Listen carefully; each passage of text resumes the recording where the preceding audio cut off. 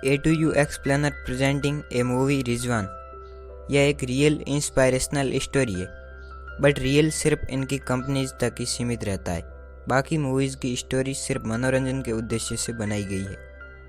इस मूवी में कई बार सीन्स चेंज हुए, बट मैं आपको टाइम के हिसाब से सही करके एक्सप्लेन करूँगा। मूवी की शुरुआत में हमें गुजरात के पोरबंदर को दिखाया जाता है। यह टाइम 1980 का है। हमें रिजवान का घर दिखाया जाता है, जहाँ पर उनके माता पिता, 4 भाई तथा 3 बहनें रहती है। कुल मिला के इस छोटे से घर में कुल 9 लोग रहते हैं। यह है रिजवान आदित्य, जो कि समंदर किनारे बैठा सपने देख रहा था। यहाँ से इनका एक भाई, जिसका नाम आशिक है, अफ्रीका काम करने के लिए चला जाता है। पीछे रिजवान गांव के लड्डू काका की दुकान पर बिना पैसों के काम सीखने के लिए जाता है। वह वहाँ पर काम करते करते बड़ा हो जाता है। फिर एक दिन आशिक भाई अफ्रीका से वापस आते हैं और यहाँ पर उनकी शादी हो जाती है। उनकी पत्नी का नाम सैला है।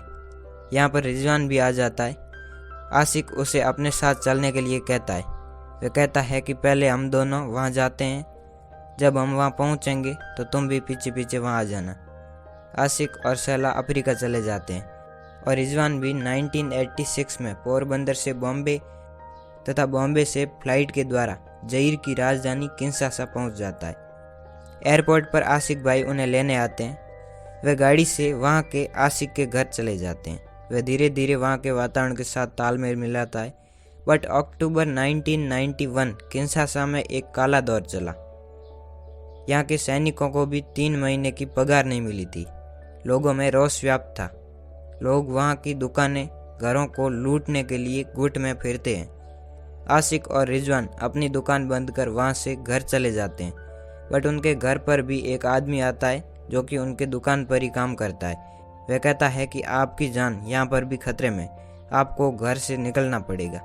वह तीनों शेल्टर चले जाते हैं और 4 दिन बाद जब माहौल शांत होता है तो वह घर आते हैं तो देखते हैं कि उनका पूरा घर लूटा गया, तथा दुकान जाकर देखते हैं तो दुकान भी लूटी गई थी। फिर वे आमिर के घर चले जाते हैं, जो कि उनका पुराना दोस्त है। उनका घर बच गया था। आशिक भाई पूरी तरह टूटे नहीं थे। उन्होंने बचे कुचे पैसों से दुकान खोल दी, जो कि तबाही के बाद पहली दुकान थी। उनका धंधा चलने लगा। काफ़ी समय बीता और फिर से वही काला दौर आ गया। आशिक ने रिजवान और सैला को वापस पोरबंदर भेज दिया और पोरबंदर में रिजवान की शादी सलमा से हो जाती है। पीछे उस लूटपाट में फिर से उनकी एक दुकान लूटी जाती है, बट बाकी 3-4 दुकान बच जाती है। उधर रिजवान सलमा के साथ अपने सफ़र पर निकल जाता है। 1993 में वह ज़ाइर के लुम्बासी शहर में बिजनेस एक छोटी दुकान से स्टार्ट करता है।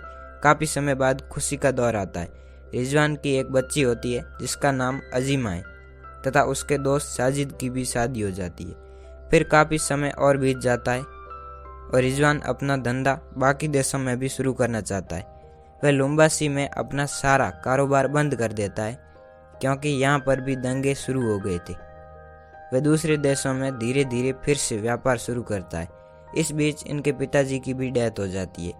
फिर उस शहर के व्यापारी उनसे जलने लग जाते हैं, क्योंकि रिजवान की वजह से उनका प्रॉफिट कम हो जाता है। रिजवान यहाँ पर बहुत सस्ते में माल बेचता है।